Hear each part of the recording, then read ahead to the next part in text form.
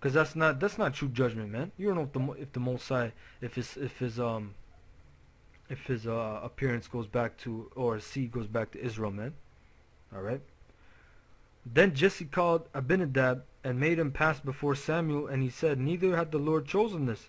Then Jesse made Shammah to pass by, and he said, "Neither had the Lord chosen this." Again Jesse made 7 of his sons to pass before Samuel. And Samuel said unto Jesse, "The Lord hath not chosen these." And Samuel said unto Jesse, "Are here all thy children?" And he said, "There remaineth yet the youngest, and behold, he keepeth the sheep." So he's a keeper of the sheep. He's the youngest. He's just he watches the sheep. He can't be the king of Israel. And Samuel said unto Jesse, "Send and fetch him, for he will not sit down till he come thither." And he sent and brought him in. Now he was ruddy, and withal of a beautiful countenance, and a goodly to look upon. And the Lord said, "Arise, anoint him, for this is he." And like the elders brought out, the word ruddy, it don't mean red. Alright, it means a light brown complexion. He was still brown. He's brown. He's a dark-skinned man. Like Jake's called today, light-skinned niggas, yellow bone. All right. So yeah, that was a point. That was a point on this article. I'm gonna bring out some more scriptures to show you that the Most High, he actually cursed some Israelites with leprosy down their lineage, meaning that this Israelite would have a kid, he would become a leprous. Another Israelite would have, the same Israelite would have a kid, his kid would become leprous. It don't matter how far you go down, their children will be leprous. And that happens all the time. But I have some articles I'm going to bring out later, but I'm going to bring out scriptures to prove this. I'm going to go to 2 Samuel, the book of 2 Samuel, chapter, let me see, chapter 3 and 28. And it says, "And afterward, when David heard it, he said, I and my kingdom are guiltless before the Lord forever from the blood of Abner the son of Ner." Basically, Joab, he killed Abner. I believe he I forget how he killed him, but he killed him. All right, and because David made peace with the man, but then Joab still killed him, thinking he was an enemy. So basically, David is cursing him. All right. Let her rest on the head of Joab, and on all his father's house, and let there not fail from the house of Joab one that hath an issue, or that is a leper. So basically, down Joab's lineage, let it not fail one of his sons to have an issue, one that is a leper, or one that leaneth on a staff, or falleth on the sword, or lacketh bread. Meaning, let his whole generation be fucked up. Let his kids be lepers, lacking bread, poor, dying by the sword, leaning on a staff, legs all fucked up, have an issue, private part issues, man, all kinds of shit. All right, so that was a point. And there's another scripture, 2 Kings, chapter 2 Kings 5. And this is a good scripture to bring out, man. 2 Kings 5 and 27.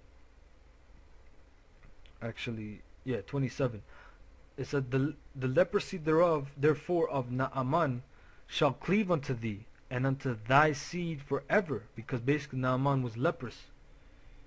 Alright, Elijah cursed him with leprosy. And he said, let his leprosy cleave unto him, and his seed forever. And he went out from his presence a leper, white as snow. Alright?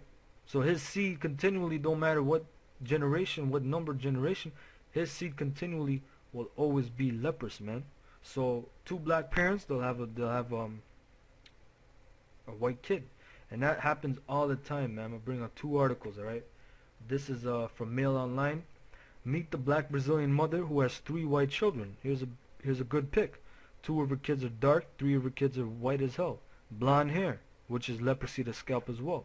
And her husband is black. It says, look, a black mother has baffled scientists after giving birth to 3 albino children. Albino basically goes back to the Greek word leprous. Alright. parents Rosemary Fernandez de Andrade and her partner Joa are dark-skinned Afro-Brazilians, yet 3 of their 5 children are albinos. And they baffle scientists because Esau don't know what's going on, man. Esau can't explain this shit as bullshit as he is, man. You know, Esau don't know what this is, man. Esau's a natural man, remember that. He'll try to say, oh, the genetic structure in this one was off and that's why there's no pigmentation and all this crap. That's the Most High doing that, man. The Most High can do whatever he wants to, man. Alright? And this could damn well be one of Joab's descendants, man. You know, but yeah, this is a real story. Alright, you see? Blonde hair, look like an Edomite, man. But what does it see? If this nigga or Johanna seen this kid, oh, you a cracker. You a damn devil. But look at his mom and then his dad too, like they says, an Afro-Brazilian.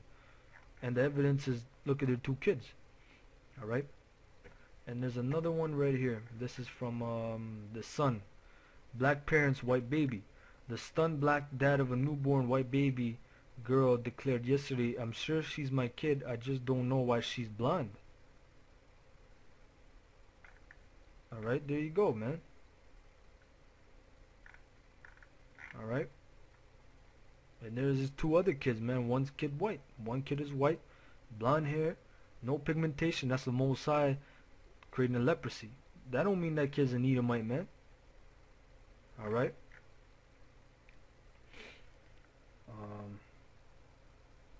And I'm gonna bring out 2 more scriptures. Alright, to end it off. Kinda went over, but it's alright, the spirit, you know. 1 Corinthians 15 and 34.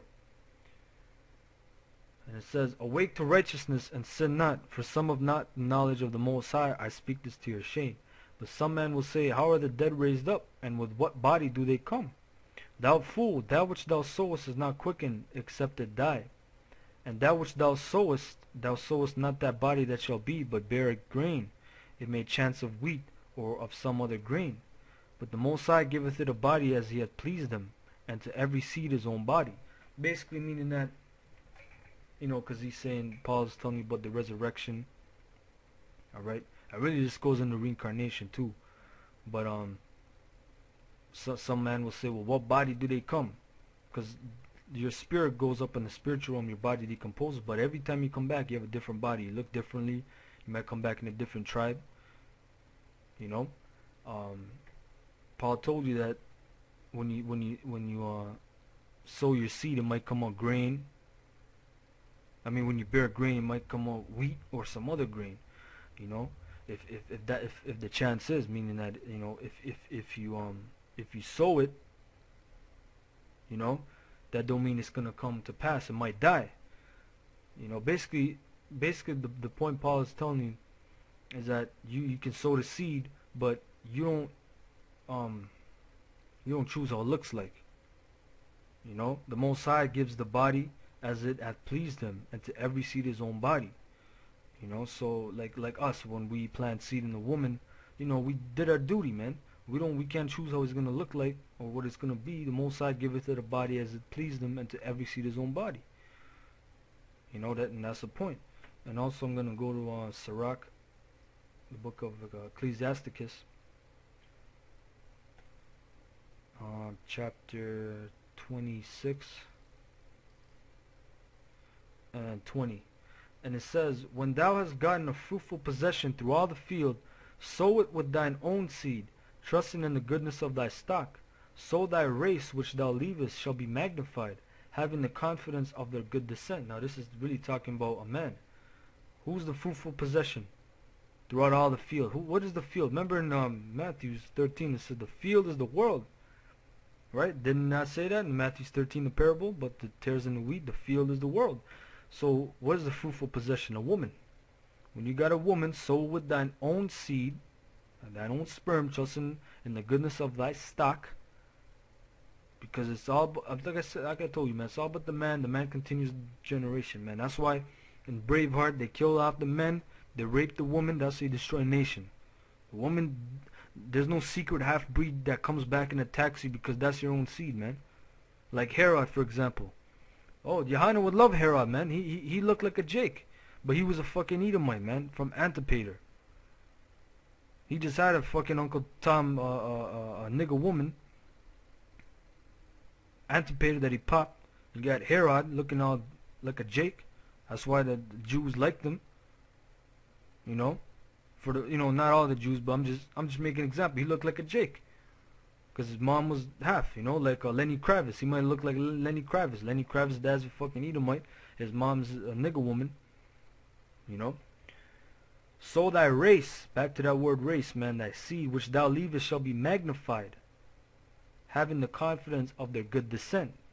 And that's a beautiful scripture, man. I gotta meditate on that scripture, because that really shows you that a man, a man is what matters, man. That's the point. A man is what matters. Alright, so, I'm not gonna meditate on it all night. It's just a good scripture, man, but hopefully with that, brothers got edified, and I like to give all praises and thanks and glory to Yahweh Shem Yahushai for letting me push this truth and knowledge. And I want to give double honors to the elders, great millstone that rule well, and honors to the elect, you brothers out there that are in the trenches with us, alright, pushing this truth, alright, and to hell with you niggas, most I gonna deal with you, alright. So till next time, shalom.